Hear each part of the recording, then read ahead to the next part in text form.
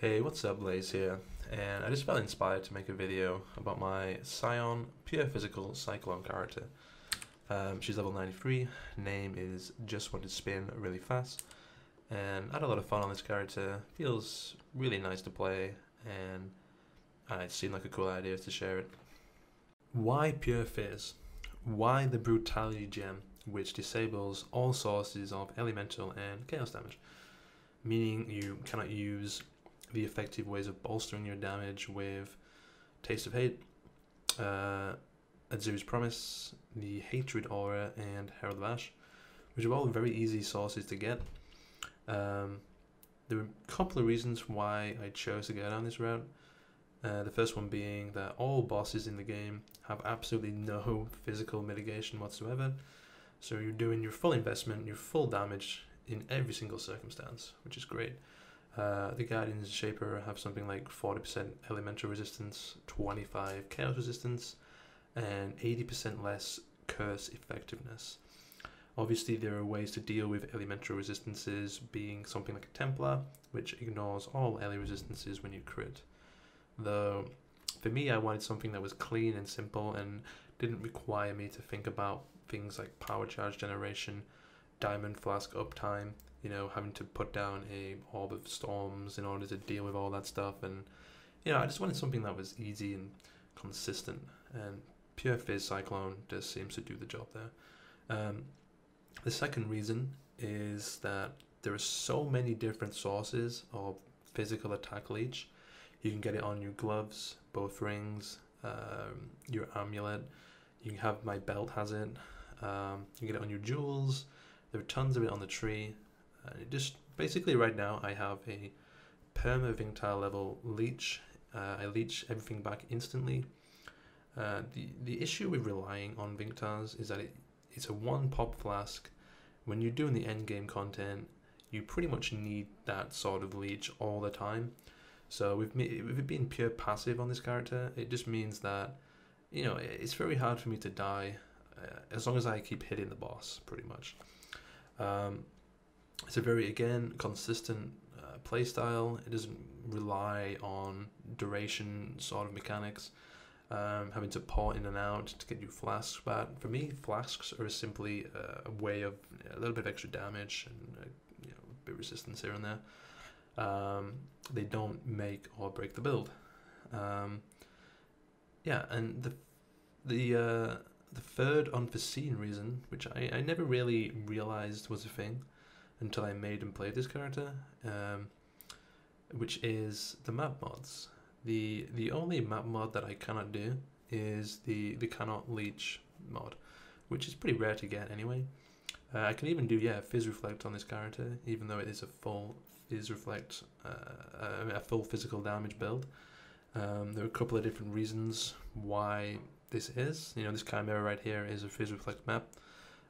It's a combination of being a Scion Slayer, which gives you 50% less Fizz Reflect taken.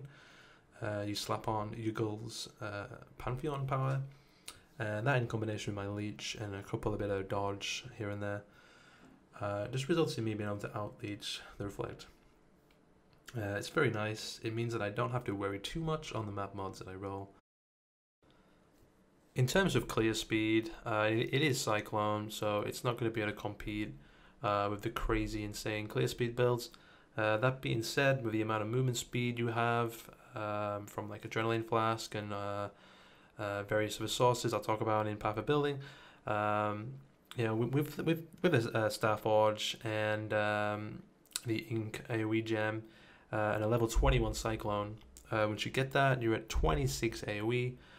Which is pretty decent for Cyclone, considering how fast you move through the mobs and packs and stuff, and you don't have to stop to attack. It's decent. It's enough for me. This was never intended to be like a super fast clearing build, but you can do maps reasonably quickly. Jumping into Path of Building here, I'll talk about my gear. I am using a Star Forge, so I'm at the point now where I'm beginning to min-max my gear, and a cheap alternative to a Star Forge, if you want to start a similar build, you could use a Condo's Pride. Obviously I drop a lot of damage, 312k to 211k.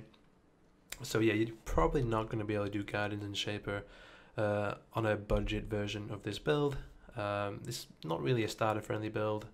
Well, it is. You just want to be able to do the content that I've shown you. Just be aware of that. So yeah, I'd probably just get the condos in there and just farm some low-tier maps, get some good drops, and buy yourself Starforge. My helmet, I have the Cyclone Uberlab enchantment, some int, life, and res. You are intelligence starved on this build, and you do need 111 int for Conquer Effect Gem, so you do have to get intelligence on some of your gear. Chest, using Gruff Kills. I am Blood Magic. Gruff Kills is awesome for this because it pretty much forces you to be Blood Magic. Has huge Fizz roll on it, nice life. But yeah, I mean, the reason I wanted to play Fizz is because you get 35% life here for 3 nodes. I don't have to worry about mana on Cyclone, and which is quite an issue when you have as much movement speed as I do, because you're starting and stopping the spin. But another reason why I decided to go Blood Magic is because I can't use auras like Hatred, and Curses themselves are kind of useless at Guidance and Shaper because he has 80% less effectiveness. So yeah, it was seemed like a no-brainer option. Gruff Kills is quite expensive, it's like 200C for a good roll, so again, you're probably going to have to wear a rare chest piece with some life on it while you get started. Maybe a Carcass Jack would be a nice replacement for this while you build up your currency. I think Carcass Jack is like 30C or something for a kind of mediocre roll.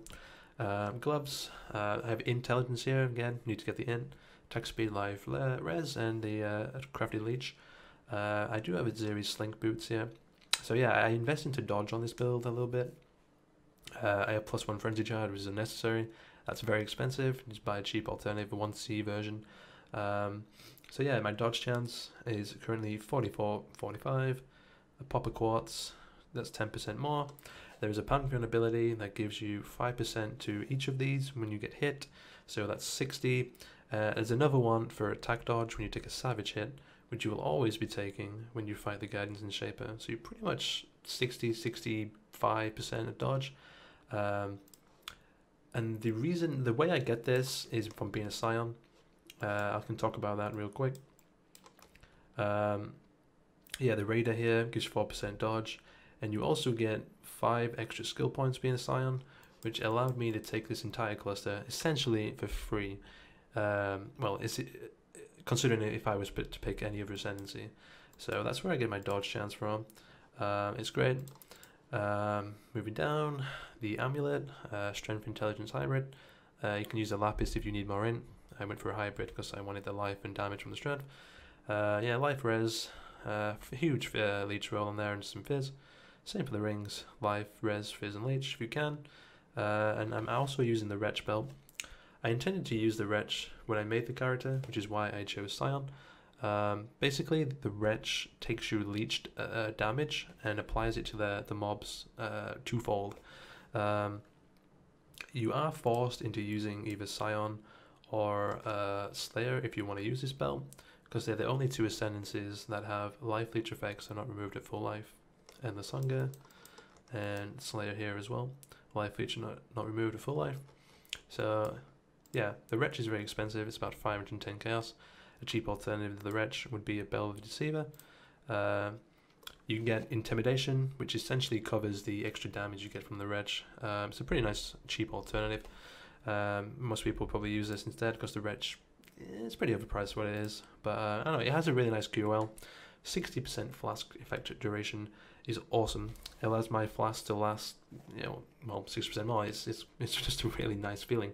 Also, you get 15% movement speed on a Flask use. Obviously, playing Cyclone, that's a huge quality of life buff. And you get a little bit of extra leech too. So yeah, that's pretty much BIS belt, 500 chaos. Flasks, quartz, lion's raw, extra damage, and a basalt flask. You can use a silver flask for perma onslaught when you're mapping, just to increase your clear speed. Depends on what sort of map mod you're running, and if you need the extra defense. You probably don't once you hit the dodge that I have, because you just you dodge half of the damage. As for jewels, you can get life, leech, and damage. I'm probably going to get 2 jewels like this, and then 2 4-props like this. Maybe a 4-prop with a leech, which is probably very difficult to get. But yeah, you don't have to worry about these too much. Just try to get the life and damage on it for a little bit. Obviously these are BIS, the 4 props and the leech and damage. Okay, so let's talk about Scion. Again, I chose Scion because you get the wretch ability, life leech and removed on life. It could have been a Slayer. The thing about Slayer is Headsman is only an on kill. It's a huge 20% more multiplier, but you barely have it on a boss that is 1v1. Scion, on the other hand, gives you frenzy charges when you hit bosses and rares. This works very intuitively compared to most ascendancies that have on kill effects, like Slayer. It gives me the damage where I need it, which is on giant bosses. It also gives me onslaught when I have max frenzy charges, so I have perma onslaught when I'm doing a boss, which is a huge quality of life buff to Cyclone, as well as an extra 10% movement speed anyway. Again, Scion gets 5 skill points, allowing you to pick up this cluster. As for the rest of the tree, it's resolute techniques, just picking up damage, a little bit of leech here, a little bit of leech there, and it's pretty typical. You can probably customize this. You do need Volpact just to survive in general. You know, big hits and the Guardians and stuff. Yeah. As for gems, let's have a look. Cyclone, melee phase, conk effect. That's your 6th link though. Ruthless, brutality, and maim. Maim is very nice, as you can see in here. If I take maim off, I lose like, how much is that? Like 40k damage from using maim. As well as I think it's like a 30% multiplier as well. So it's just a huge boost to your damage. The thing is though, I feel like I get more than 312k DPS from this build with the way Cyclone interacts with Ruthless. Basically Ruthless, every third time we start up a spin, on that third spin we get 110% more multiplier to that damage. And with the amount of movement speed that I have on this build, I'm not sure if I can look that up. Movement speed, it's a decent amount. Like I said, we have perma onslaught, we get 10% from here, and we get 15% from the wretch. I also have 20% or 27% on my quartz flask. So we have a huge amount of movement speed, considering we're not something like Queen of the Forest. So yeah, the interaction between Ruthless feels like it just gives me a little bit more damage than what POB calculates. Obviously that's pure speculation, I have no idea. Yeah, I do have an Ancestral Watch here as well, 5 link, that pops off for 84k. So yeah, that's the damage, that's the numbers. In terms of your other links, because you can't use stuff like cast when damage taken because of gruff kills, disables all spells. You're forced to you could use Vengeance. Vengeance is a gem that with 20% quality you have a 40% chance to counterattack. You can put that in your helmet or something, or you can do what I've been doing recently and running Vol Cyclone. Vol Cyclone is amazingly fun. It's completely up to you. That's pretty much it. That concludes the build. Yeah, thanks for watching.